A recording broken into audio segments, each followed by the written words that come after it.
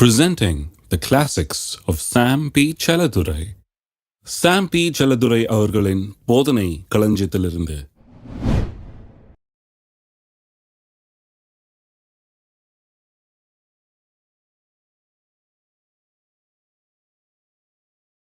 We are free from sin. நாம் பாவத்திலிருந்து விடுவிக்கப்பட்டிருக்கிறோம், விடுதலையாக்கப்பட்டிருக்கிறோம் என்கிறதை நான் போதித்து வருகிறேன். நாம் இனி பாவத்துக்கு ஊழியம் செய்யாதபடிக்கு ரோமர் 6:6 பாவ சரீரம் ஒளிந்து போகும் பொருட்டாக நம்முடைய பழைய மனுஷன் அவரோடு கூட சிலுவையில் அறையப்பட்டது என்று அறிந்திருக்கிறோம். முதல் நாள் பாவத்துக்கு செத்தோன்னு பேசினேன். 2வது நாள் எப்படி அவரோடு கூட சிலுவையில் அறையப்பட்டிருக்கிறோம், அவரோட மரித்தோம், அடக்கம் பண்ணப்பட்டோம், உயிரோடு எழுந்தோம், ஐடென்டிஃபிகேஷன் பற்றி பேசணும் இல்லையா? இப்போ இன்னொரு காரியத்தை பார்ப்போம். அது என்னன்னா, எதுக்கு அவரோட செத்து அடக்கம் பண்ணப்பட்டு உயிரோடு எழுந்தோம்னு சொல்லியிருக்கு. செத்து அடக்கம் பண்ணப்பட்டு உயிரோடு எழுந்தோம்னா அவரோட நாம் போய் என்ன நம்ம கையில் ஆணி அடித்தாங்க? கிடையாது. சரீரப்பிரகாரமாக நம்ம போய் சாகலை, நம்ம சரீரப்பிரகாரமாக நம்மளை தூக்கி அடக்கம் பண்ணலை, சரீரப்பிரகாரமாக நம்மளை உயிரோடு எழுப்பலை. அவர் தான் அங்கே செத்தார், அவர் தான் அடக்கம் பண்ணப்பட்டாங்க, அவர் தான் உயிரோடு எழுந்தார் இல்லையா? நாம் செத்தோம் அடக்கம் பண்ணப்பட்டோம் உயிரோடு எழுந்தோன்னு இருக்குது இல்லையா? 3-4 வசனங்கள் எல்லாம். அது என்ன? ஒரு ஆவிக்குரிய காரியத்தை அங்கே சொல்லப்பட்டிருக்கிறது. நான் போய் அங்கே சாகலை, இருந்தாலும் ஒரு விதத்தில் நான் அவரோட கூட செத்து விட்டேன். ஆவிக்குரிய விதத்தில் பார்த்தீங்கன்னா நான் அவரோட கூட செத்து விட்டேன். என்னுடைய பாவங்கள், என்னுடைய பழைய மனுஷன் எல்லாம் சிலுவையில் அறையப்பட்டு விட்டது. நம்மளை அப்படி பிக்சர் பண்ணி பார்க்க சொல்கிறாரு. நான் பழைய விதமாக இருந்தேனே, பாவியாக இருந்தேனே, பாவம் செஞ்சு கொண்டு இருந்தேனே, அந்த மனுஷனுக்கு என்ன ஆச்சு? என் பழைய செல்ஃப், நான் பழைய ஒரு ஆளாக இருந்தேன் பாருங்க, அந்த மனுஷனுக்கு என்ன ஆச்சு? அந்த மனுஷனை தான் அரைஞ்சாச்சு சிலுவையில். எப்போ அரைஞ்சது? இயேசு எப்போ சிலுவையில் அரைஞ்சாங்களோ அப்போவே நானும் அவரோட சிலுவையில் அறையப்பட்டேன். அறையப்பட்டது மட்டும் இல்லை, அடக்கமும் நடந்துருச்சு. அறையப்பட்ட சில நேரத்தில் தொங்கிட்டு லேசாக உயிர் ஊசலாடிட்டு இருக்கோம். அடக்கம் பண்ணப்பட்டது வந்து ஃபைனல் ப்ரூஃப் ஆஃப் டெத். அப்படின்னா என்ன அர்த்தம்? இன்னுமே கொஞ்சம் லேசாக கொஞ்சம் நஞ்சம் இருந்தால் கூட அடக்கம் பண்ண பிறகு அது போயிடும், இருக்காது உயிர் இல்லையா? அதனால தான் அடக்கம் பண்ணப்பட்டோம். அப்புறம் உயிரோடு எழும்பி இருக்கிறோம். ஒரு புதிய வாழ்க்கையை வாழும்படியாக புதிய ஒரு பலத்தோடு புதிய ஒரு ஜீவனோடு உயிரோடு எழும்பி இருக்கிறோம். இதான் ஐடென்டிஃபிகேஷன் போதிச்சேன் இல்லையா? அது எதற்காக அப்படி நடந்தது? பாவ சரீரம் ஒளிந்து போகும் பொருட்டாக. இந்த பாவ சரீரம்னா என்ன? இதை இதுதான் இன்னைக்கு சொல்ல போகிறேன். இதை புரிஞ்சுக்கிட்டா எப்படி பாவம் வேலை செய்து எப்படி நம்ம பாவத்தை மேற்கொள்றதுன்ற புரிஞ்சுக்கலாம். எங்கேருந்து பாவம் இப்போ வருது, எங்கேருந்து பாவம் உள்ள நுழைய பார்க்குது, எங்கேருந்து பாவம் தலை தூக்குதுங்கிறத கொஞ்சம் விளக்குறேன். ஏன்னா அதுதான் இப்போ சப்ஜெக்ட். பாவ சரீரம் எல்லாம் சொல்லுங்க. பாவ சரீரம், பாவ சரீரம்னு ஒன்று சிலர் என்ன நினைக்கிறாங்க, இந்த சரீரமே ஒரு மோசமான ஒரு காரியம் அப்படின்னு. இந்த சரீரமே கேடுகட்ட சரீரம், இது பொல்லாத சரீரம், இது தீமையான சரீரம், இது பாவமான சரீரம். ஆகவே சிலருடைய தத்துவங்களில், சில மதங்கள் மார்க்கங்களில் தத்துவங்களில் இப்படி போதிக்கிறாங்க. என்ன போதிக்கிறாங்க? இதிலிருந்து எப்படி விடுபடுறது? சாகும்போது தான் விடுதலை. இந்த சரீரம் செத்த பிறகு தான் இந்த பாவத்திலேருந்து நம்ம விடுதலையாக முடியும். இது சாவர வரைக்கும் இது ஆட்டம் போட்டுட்டு தான் இருக்கும். இது பாவ சரீரம், இது பொல்லாத சரீரம் இது.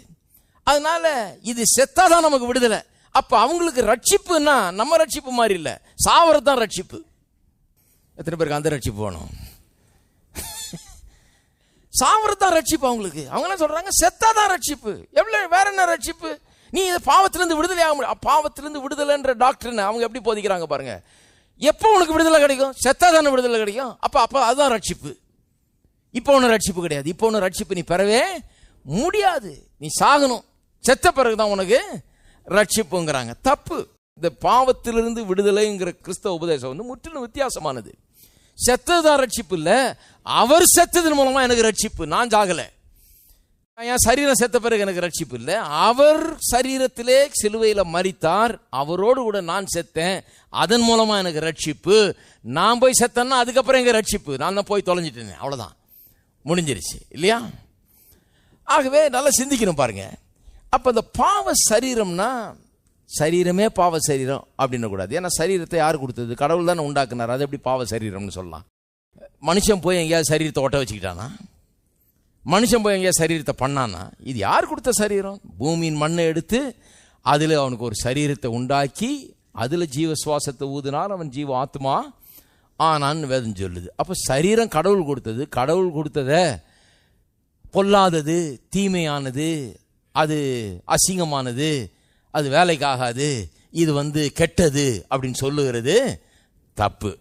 சரீரம் தேவனால் கொடுக்கப்பட்ட போது ஒரு நோக்கத்துக்காக கொடுக்கப்பட்டிருந்தது, ஒரு நல்ல நோக்கத்துக்காக. வேத வசனம் பின்னால் பவுல்லாம் போதிக்கிறார் பாருங்க, சரீரம் கர்த்தருடையது அப்படின்னா இந்த சரீரத்துக்கு ஓனரே கர்த்தர். சரீரத்தை நமக்கு எது கொடுத்தாரு?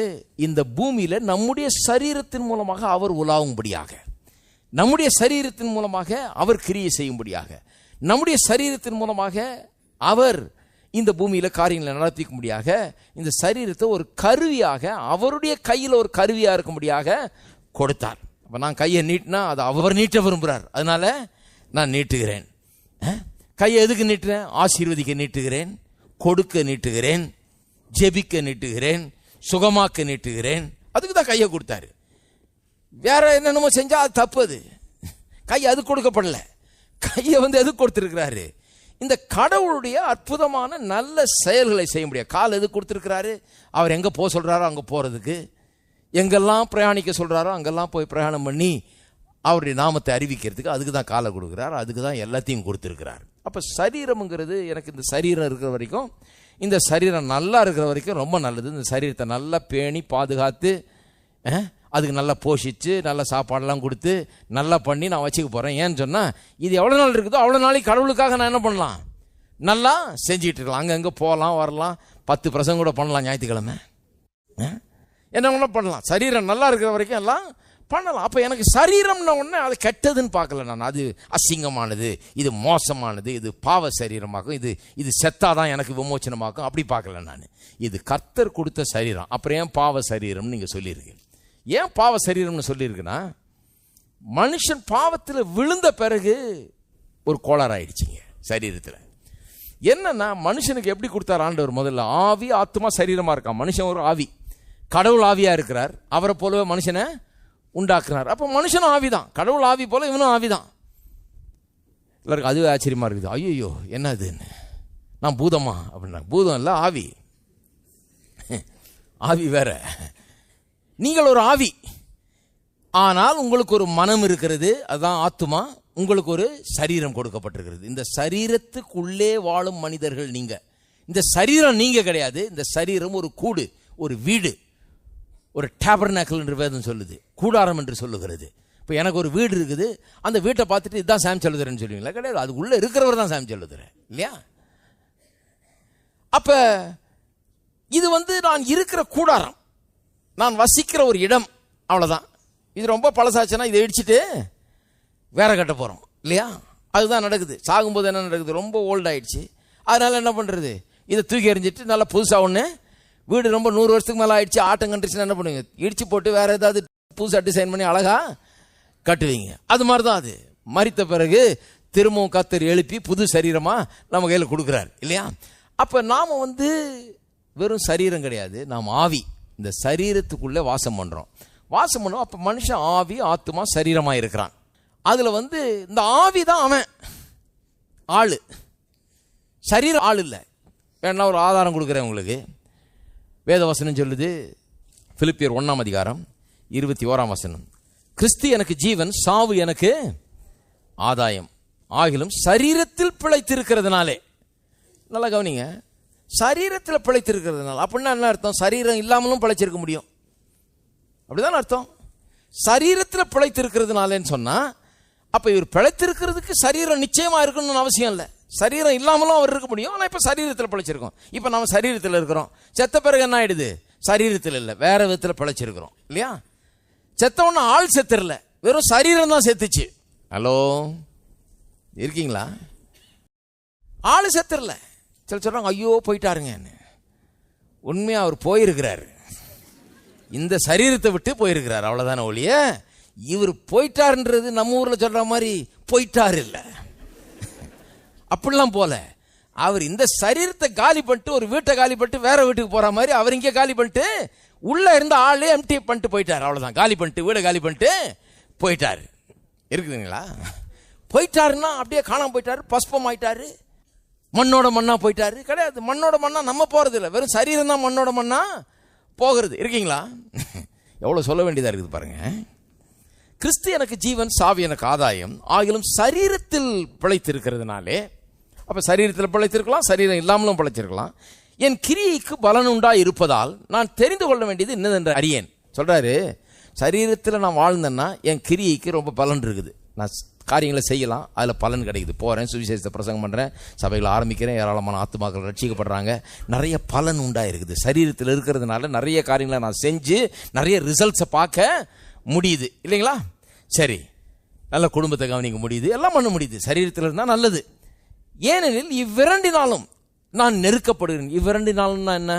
சரீரத்தில் இருக்கிறதா இல்லை வேற விதமாக கத்திரிட்ட போயிடுறதா? ரெண்டுத்தினாலும் நான் நெருக்கப்படுகிறேன்றார். ரெண்டுத்துல எதை சூஸ் பண்ணுறதுன்னு தெரியலன்றார். தேகத்தை விட்டு பிரிந்து, அதாவது சரீரத்தை விட்டு பிரிந்து கிறிஸ்துவுடனே இருக்க எனக்கு ஆசை உண்டு. எல்லா கிறிஸ்தவர்களுக்கும் இது ஒரு ஆசை இருக்குது. என்ன இருக்குது? அட போதும் போங்க, நான் போய் இயேசுவோட இருந்தா போதும், இதுல இருந்து டயர்டாகி போயிடுச்சு அப்படின்ற ஒரு ஆசை இருக்குது. தப்பு இல்லை. தேகத்தை விட்டு பிரிந்து கிறிஸ்துவுடனே எனக்கு இருக்க ஆசை உண்டு. அது அதிக நன்மையா இருக்கும். அது நம்மளுக்கு ரொம்ப நன்மையா இருக்கும். போன ஆளை நீங்க கூப்பிட்டு பாருங்க, வரவே மாட்டாங்க. செத்து போன ஆளை நீங்க அழுது கூப்பிட்டு பாருங்க, உங்களுக்கு அழுகையா வரும், அவருக்கு சந்தோஷமா இருக்கும். அவரு போய் அங்க நல்லா உட்காந்துட்டு அடி பார்த்துட்டு இருப்பாரு. ஏன் அழுதுங்க இதுக்கெல்லாம்? எதுக்காக கண்ணீர் விட்டுட்டு இருக்குதுங்க? நான் எவ்வளோ நல்லா இருக்கிறேன், அங்கே இருந்தப்ப கொஞ்சம் கஷ்டம்லாம் பட்டுட்டு இருந்தேன், வியாதியில் இருந்தேன், இது பண்ணிட்டு இருந்தேன், முடியாமல் இருந்தேன், இப்போ எல்லாம் நல்லா இருக்கிறேன். இப்போ கர்த்தருடைய சமூகத்தில் வந்துட்டேன், எல்லா துன்பங்களெல்லாம் விட்டு ஓஞ்சிட்டேன், பிரயாசங்கள்லாம் விட்டு ஓஞ்சி இழப்பாரிட்டு இருக்கிறேன். இப்போ என்ன வந்து டிஸ்டர்ப் பண்ணி நீங்கள் வான்னு அழுதுட்டு இருக்குது, போயிட்டேன்னு. அப்போ அவர் சொல்கிறார், எனக்கு ஆசை உண்டு, அது அதிக நன்மையாக இருக்கும். யாருக்கு நன்மையாக இருக்கும்? எல்லாருக்கும் நன்மையாக இருக்காது. பவுல் போயிட்டாருன்னா எல்லாருக்கும் நன்மையாக இருக்குமா? அத்தனை சபைகளுக்கும் அது நன்மை கிடையாது. ஜனங்களுக்கெல்லாம் நன்மை கிடையாது. அவர்கிட்ட பிரசங்க கேட்ட ஆளுங்கள்லாம் ஐயோ அவங்கெல்லாம் ரொம்ப மிஸ் பண்ணுவாங்க அவர். ஏன்னா பவுல் வந்து ரொம்ப அருமையான போதகர், அவர் ரொம்ப நாள் இருக்கணும் இல்லையா, இருந்தால் நல்லது. ஆனால் அவர் சொல்கிறாரு, எனக்கு போகிறதுக்கு ஆசை உண்டு, ஏன்னா எனக்கு அதிக நன்மையாக இருக்கும், எனக்கு ரொம்ப நல்லா இருக்கும். இங்கே அடி உதப்பட்டு இந்த ஊழியத்துக்குன்னு போய் அங்கங்கே ஜெயிலில் போடுறான், அடிக்கிறான், உதைக்கிறான், இவன் விரோதிக்கிறான், அவன் விரோதிக்கிறான், எத்தனை தடவை பாடுபட்டாச்சு. கர்த்தரிடத்தில் போனால் ரொம்ப நிம்மதியாக இருக்கலாம், அதிக நன்மையாக இருக்கும். அப்படி இருந்தும் நான் சரீரத்தில் தரித்திருப்பது உங்களுக்கு அதிக அவசியம். ஏன் இதில் இருக்கிறேன்னா, சரீரத்திலே இருக்கிறேன்னா, உங்களுக்கு அது ரொம்ப தேவையாக இருக்குது. நான் இங்கே இருந்தேன்னா உங்களுக்கு பிரயோஜனமாக இருக்கும். உங்களுக்கு அப்பப்போ போதிக்கலாம், உங்கள் மிஸ்டேக்கெல்லாம் கரெக்ட் பண்ணலாம், உங்களுக்கு வழியை காமிக்கலாம், உங்களை நல்ல ஒரு கிறிஸ்தவ மக்களாக போதிச்சு கொண்டு வரலாம். ஆகவே நான் சரீரத்தில் தரித்திருப்பது அதிக அவசியம். என்ன சொல்றார் பாருங்க, நான் தெரிந்து கொள்ள வேண்டியது என்னதென்று அறியேன். 23, ஏனெனில் இவ்விரண்டு நாள் நான் நெருக்கப்படுகிறேன். நான் சொல்றது கவனிங்க. தேகத்தை விட்டு பிரிந்து கிறிஸ்துவோடு இருக்க எனக்கு ஆசை உண்டு. நான் எனக்கு அதெல்லாம் கவனிங்க, அது அதிக நன்மையா இருக்கும். அப்படி இருந்தும் நான் சரீரத்தில், அப்ப நான் வேற சரீரம் வேற. நான் சரீரத்தில், அப்ப சரீரம் நான் அல்ல, நான் வேற சரீரம் வேற. இதே நிறைய பேருக்கு வெளிப்பாடா வரணும். நிறைய பேர் என்ன நினைக்கிறாங்க, இதுதான் நான், இதை கட்டி பிடிச்சிட்டு இருக்கிறாங்க. இது நீங்க இல்ல, இது உள்ள இருக்கிற ஆள் தான் நீங்க. அப்ப என்ன சொல்ல வர்றேன், இந்த சரீரம் வேற நான் வேறங்க, நான் வேற. அதான் சொல்லி இருக்குது கொரிந்தியர்ல சொல்றாரு இல்லையா பவுல், இந்த சரீரம் வந்து பழசாயிட்டே போகுது, நாள் ஆக வயசாக வருஷம் போக போக சரீரம் பழசாயிட்டே போகுது. ஆனா நானும் புது பொலிவு ஆகிட்டே போறேன். எங்க? உள்ள புதுசாகிட்டே போறேன். நான் உள்ள இன்னும் பலவானா இருக்கிறேன், உள்ள ரொம்ப அழகா மாறிக்கிட்டே போறேன். ஆவிக்குரிய அழகு கூடிக்கிட்டே இருக்குது, மெருகு ஏறுது உள்ள இல்லையா. வெளியே வந்து தலையெல்லாம் நிறைச்சி ஒரு மாதிரி ஆயிடுச்சு. ஆனா உள்ள என்ன ஆகுது? ஆவிக்குரிய அழகு கூடிக்கிட்டே இருக்குது, உள்ள இன்னர் மேன்ல அந்த அழகு கூடிக்கிட்டே இருக்கு. அப்ப நான் வேற சரீரம் வேற என்று சொல்லுகிறார். அப்ப பாருங்க, நல்லா கவனிங்க. கடவுள் மனுஷன் உண்டாக்குறப்போ ஆவி ஆத்மா சரீரம்னு வச்சிருந்தார். இதுல என்ன ஆர்டர்ல இருக்கணும்? முதல்ல ஆவி, ரெண்டாவது ஆத்மா, அப்புறம் தான் சரீரம். ஆத்மாங்கிறது மனம், அப்புறம் தான் சரீரம். முதல்லன்னு சொன்னா என்ன? ஆவி தான் ஆளணும் ராஜாவை மாதிரி, ஆத்மாங்கிறது வந்து ஒரு வேலைக்காரனை மாதிரி. ஆவி என்ன சொல்லுதோ அதை செய்யணும், ஆவி என்ன சொல்லுதோ அதை யோசிக்கணும், அதை சிந்திக்கணும், அதை இது பண்ணணும். சரீரம் வந்து ஒரு அடிமையை மாதிரி. உள்ளான மனுஷன் நான் வந்து ராஜா, நான் தான் கட்டளை கொடுக்கணும், என் மனசு வந்து கீழ்ப்படியணும், சர்வன்ட் மாதிரி வேலை செய்யணும். ஒரு வேலைக்காரன் இருந்தா கூலி கால் வச்சிருந்தா என்ன பண்றோம்? அதை இதை செய்யறான் இல்லையா, செய்யணும். சரீரம் வந்து அதை விட கீழே அடிமை மாதிரி, அதுக்கு ஒன்றும் சாய்ஸே கிடையாது, அது நம்ம கிட்ட மாட்டிட்டு இருக்குது. நம்ம என்ன சொல்றோமோ அது மட்டும்தான் செய்யும். மனமாவது சில நேரத்தில் வேலைக்கார மாதிரி, நான் அந்த விண்டோலாம் பண்ண மாட்டேன். உங்க வீட்டில் டிவி இருக்கான்னு கேட்பான். டிவி பார்க்க விடுவீங்களா? நான் 8 மணிலேருந்து 9 மணி இருக்கு இந்த சேனல் பார்க்கணுமாக்கும், இப்படிலாம் கண்டிஷன்லாம் போடுறாங்க இப்போ. ஆனால் அடிமைக்கு அந்த கண்டிஷன்லாம் போட முடியாது. சொன்னதை மரியாதை செஞ்சிட்டு இருக்க வேண்டியதான். அப்போ சரீரம் ஒரு அடிமையை போல் இருக்கணும், மனம் ஒரு வேலைக்காரனை போல் இருக்கணும், ஆவி ஆளுகிற ராஜாவை போல் இருக்கணும். இப்படி தான் உண்டாக்குறாரு.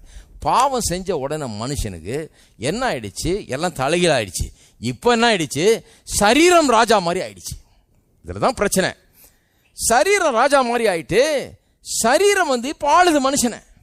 சரீரம் அதனுடைய ஆசை இச்சைகளால், அதனுடைய பொல்லாத ஆசைகளால், தவறான ஆசைகளால் இழுப்புண்டு அதை செய்ய வைக்குது மனுஷனை. பாருங்க, திருப்பவும் எபேசியர் 2ஆம் அதிகாரம் 1 வசனத்திலிருந்து வாசிக்கிறேன் பாருங்க. எபேசியர் 2:1 அக்கிரமங்களாலும் பாவங்களாலும் மரித்தவர்களாக இருந்த உங்களை உயிர்ப்பித்தார். அவைகளை நீங்கள் முற்காலத்திலே உலக வழக்கத்திற்கு ஏற்றபடியாகவும் கீழ்ப்படியாமையின் பிள்ளைகளிடத்தில் இப்பொழுது கிரியை செய்கிற ஆகாயத்து அதிகார பிரபு ஆகிய ஆவிக்கேற்றபடியாகவும் நடந்து கொண்டீர்கள். அவர்களுக்குள்ளே நாம் எல்லாரும் முற்காலத்திலே நமது மாம்ச இச்சையின்படியே நடந்து, பாருங்க எப்படி நடந்தோம்? பாவத்தில் இருந்தப்போ எப்படி இருந்தோம்னு சொல்லியிருக்குது. பாவத்தில் வாழ்றாங்க பாவ மனுஷன், பாவியாகிய மனுஷன், அவனை பற்றி சொல்லியிருக்குது. அந்த பாவியா மனுஷன் எப்படி இருக்கிறான்? முற்காலத்திலே உலக வழக்கத்திற்கு ஏற்றபடியாக கீழ்ப்படியாமையின் பிள்ளைகளிடத்தில் இப்பொழுது கிரியை செய்கிற ஆகாயத்து அதிகார பிரபு ஆகிய ஆவிக்கேற்றபடி நடந்து கொண்டீர்கள். ஒரு பிசாசு நடத்துது மனுஷனை, பாவியாகிய மனுஷனை. 3ஆம் வசனம் சொல்லுது, அவர்களுக்குள்ளே நாம் எல்லாரும் முற்காலத்திலே, அதாவது முன்னா இப்ப விசுவாசிகள் எழுதுறாரு, முன்ன விசுவாசி ஆறதுக்கு முன்னால் எப்படி இருந்தாங்கன்னு எழுதுறாரு. முற்காலத்திலே நமது மாம்ச இச்சையின்படி நடந்து நமது மாம்சமும் மனசும் விரும்பினவைகளை செய்து. அது சரியா தப்பா அதை பற்றிலாம் கவலை கிடையாது. பைபிள் என்ன சொல்லியிருக்கு அதெல்லாம், கடவுள் என்ன சொல்றாரு அதெல்லாம் கிடையாது. கடவுளுடைய கட்டளை என்ன சொல்லுது அதெல்லாம் கவலை கிடையாது. மாம்சமும் மனசும் விரும்பினவைகளை செய்து. பாருங்க, ஆவி என்ன ஆயிடுச்சு? ஆவி ஒன்றும் செய்ய முடியாமல் இருக்குது. ஏன்னா பாவம் உள்ள வந்துட்ட உடனே ஆவிக்கு அது ஆளுகிற தன்மை போயிடுச்சு. ஆள முடியல. ஆவி முடியாதுன்னு சொல்ல முடியல. இது சொல்றது தான் அது செய்யுது. இது கூடயே போகுது, இது பேசாம இருக்குது. மாம்சமும் மனசும் சரீரமும் ஆத்மாவும் விரும்பினவைகளை செய்து சுவாபத்தினாலே மற்றவர்களை போல கோபாக்கினின் பிள்ளைகளாக இருந்தோம். அப்படிதான் இருந்தோம் எல்லாரும். அதுதான் பாவ ஜீவியம். பாருங்க, இப்படி ஆயிடுச்சு. இதனால தான் அது பாவ சரீரம் என்று இப்பொழுது அழைக்கப்படுகிறது. எல்லாருக்கும் வழங்க சேப்ப ஏன் இப்போ பாவ சரீரம் அழைக்கப்படுது? பாவம் செஞ்சு மனுஷன் ஆதாம் விழுந்த பிறகு இந்த சரீரம் ஆள ஆரம்பிச்சிருச்சு. இப்போ பாவியாகிய மனுஷன் எப்படி வாழ்றான்? அவன் கடவுளுடைய கட்டளையின்படி தன்னுடைய ஆவியில அதை அறிந்து கொண்டு அதை வெளிப்பாட்டை பெற்று அதன்படி நடப்போம். ஆவிக்குரிய பலத்தினால நாம் நடப்போம். அப்படி நடக்கிறது இல்லை. ஆவியானவர் எனக்கு உதவி செய்கிறாரு, அவருடைய ஜீவனை கொண்டு நான் வாழுகிறேன், அது விசுவாசியின் வாழ்க்கை. அப்படி வாழ்றது இல்லை. பாவி எப்படி வாழ்றான்? இப்போ மாம்சமும் மனசும் நினைச்சவைகளை செய்து அப்படிதான் வாழ்றான். தன்னுடைய ஆசை இச்சைகளுக்கு ஏற்றபடி வாழ்ந்து இப்படிதான் வாழ்ந்து கொண்டே இருக்கிறான் இல்லையா? இதுக்கு தான் பாவ சரீரம்னு சொல்லியிருக்குது. ஏன்னா இந்த சரீரம் மனுஷனை கண்ட்ரோல் பண்ணி கவர்ன் பண்ணி அவனை அடிமைப்படுத்துகிற ஒரு சரீரமா இருக்குது. அதனுடைய மாம்ச இச்சைகள் இவனை கட்டுப்பாட்டுக்குள்ள கொண்டு வருது. அதனால தான் பாருங்க சொல்றாங்க இல்லையா, அது வந்துருச்சுன்னா ஒன்றும் பண்ண முடியலங்க. இந்த ஆசை வந்துருச்சுன்னா யாரை விடுது? அது சொல்லியிருக்காங்களா? இவன் தன்னோட கம்பெனி வேற சேர்த்துக்குவான், யாரையுமே விடுறது இல்லையா? அது ஏன்னா இவர் மட்டும் இல்லை, எல்லாருமே அப்படிதான் அப்படின்னு. அது கிறிஸ்தவங்களும் பாருங்க, அது ஆமா ஆமான்றது ஆமேன் போடுற ஆளுங்க இருக்கிறாங்க. ஆமா, அது ஒரு மாம்ச பலவீனம் பிரதர் அப்படின்னு என்ன சொல்றான். இது அப்படிதான். இந்த சரீரம் அது ஆசையை கிளப்பிடுச்சுன்னா அப்புறம் நம்மளால் அதை ஒன்றும் பண்ண முடியாது. மனசெல்லாம் பேசாமல் கீழ்ப்படிஞ்சு அது என்ன செய்ய சொல்லுதோ செய்துட்டு போயிட்டே இருக்க வேண்டியது தான். குடிக்கிற ஆளை கேட்டு பாருங்க, மற்ற பாவம் செய்கிற ஆளை கேட்டு பாருங்க, என்ன சொல்கிறான்? அது ஆசை வந்துருச்சுன்னா அது விட மாட்டேங்குதுங்க. அப்புறம் அதுக்கப்புறம் நான் போய் அதுக்கு அடிமையாகி பேசாமல் அது சொல்கிறதெல்லாம் நான் செஞ்சுட்டு போகிறேன் அப்படிங்கிறான். இப்படி தான் இருக்கிறான். இப்போ விசுவாசிகள் ரட்சிக்கப்பட்டு பாவத்திலிருந்து விடுதலையாக்கப்பட்டிருக்கோம் இல்லையா? விடுதலையாக்கப்பட்டிருக்கோம்னா எப்படி விடுதலையாக்கப்பட்டிருக்கிறோம்? பாவத்தின் வல்லமையிலிருந்து விடுதலையாக்கப்பட்டிருக்கிறோம். இப்போ என்ன இருக்குது? ஜெயிலேருந்து வெளியே விட்டா மாதிரி. முன்ன ஜெயிலில் இருந்தப்ப அங்கே கிடக்க வேண்டியதான், அவங்க சொன்னது செய்ய வேண்டியதான். இப்போ வெளியே விட்டாச்சு.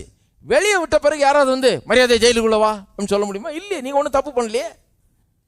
தப்பு பண்ணவன தானே ஜெயிலுக்குள்ள போக முடியும். சும்மா ரோட்ல போறவனெல்லாம் உள்ள ஜெயிலுக்குள்ளவா, ஆள் தேவைப்படுதுங்க, 10 பேர் தேவை, அவனு கூட்டு போய் உட்கார வைக்க முடியாது இல்லையா? சும்மா போட்டு உட்கார வைக்க முடியாது. யாரும் ஜெயிலுக்குள்ள வானா போயான்றுவீங்க. அது எப்படி என்ன போடுவேன், வா பார்த்துக்கலாம் கோர்ட்ல இல்லையா? ஏன்னு சொன்னா உங்களுக்கு அது அதிகாரம் இருக்குது. நீங்க வெளியே இருக்கிறீங்க, நீங்க ஒன்றும் தப்பு பண்ணல, எந்த அதிகாரமும் உங்களை தூக்கி சிறைப்படுத்த முடியாது. இப்ப அந்த பொசிஷன்ல தான் விசுவாசி இருக்கிறான். விசுவாசி அல்லது விடுதலை ஆயிட்டான். அவன் பாவம் செஞ்சிருந்தான், அந்த பாவத்துக்கான தண்டனையை இயேசு கிறிஸ்து அனுபவிச்சிட்டாரு. இவனுக்காக தண்டனை ஏற்றுக்கொண்டு இவனுக்காக செத்து பாவ சாபங்கள் எல்லாம் சுமந்து செத்து உயிரோடு எழுந்து இவனும் அவர் கூட செத்து உயிரோடு எழுந்து இப்ப புது வாழ்வு வாழ்ந்து கொண்டிருக்கான். அதுல இருந்து விடுவிக்கப்பட்டிருக்கிறான். இப்ப இவனை பிடிச்சி உள்ள தள்ள முடியாது, திருப்பி அதுக்கு அடிமைப்படுத்த முடியாது. அப்ப ரட்சிக்கப்பட்ட விசுவாசிக்கு இந்த சரீரம் என்ன பண்ணுது? இந்த சரீரத்தின் மூலமா பிசாசு என்ன பண்றான்? இந்த ஆசைகளை வச்சு இந்த விசுவாசியை எப்படியாவது இழுப்புண்டு போக பண்ண பார்க்கிறான். இப்ப எங்க இருந்து வருதுன்னு தெரியுதா? பாவ வாழ்க்கை எப்படி ஆரம்பமாகுது தெரியுதா? இப்ப ஆவிக்குள்ள ஆரம்பமாகிறது இல்லை. ஏன்னா ஆவிக்குள்ள தேவ ஆவியானவர் இருக்கிறார். புது சிருஷ்டி ஆயிட்டோம் இல்லையா? மனம் ஒவ்வொரு நாளும் புதுப்பிக்கப்பட்டு கொண்டிருக்கிறது. சரீரம் புதுப்பிக்கப்படலை. அது இயேசு வரும்போது தான் புது சரீரமா மாறப்போகுது. சரீரம் அப்படியே தான் இருக்குது இல்லையா? இப்போ இந்த சரீரம் பாவ சரீரமா இருக்கிறதுனால, விழுந்து போன மனுஷனுடைய சரீரமா இருக்கிறதுனால, இந்த சரீரம் சாவுக்கு எதுவான சரீரமா இருக்குது. அதெல்லாம் இன்னும் கேன்சல் ஆகல பாருங்க. அதெல்லாம் கடைசியில தான் நடக்க போகிறது. அது அப்படி இருக்கிறதுனால டெய்லி போட்டு இழுத்துக்கிட்டு இருக்குது ஆளை. பாவம் செய், வா, இதை பண்ணலாம் அதை பண்ணலாம், முன்ன அதை பண்ணியே, முன்ன அங்கே போனமே, முன்ன இதை செஞ்சமே, முன்ன இது இப்படி பண்ணமே அப்படின்னு போட்டு இது என்ன பண்ணுது? இழுத்து கொண்டிருக்கிறது. பாவ சரீரம் ஒவ்வொரு நாள் ஆளை இழுத்து கொண்டிருக்கிறது.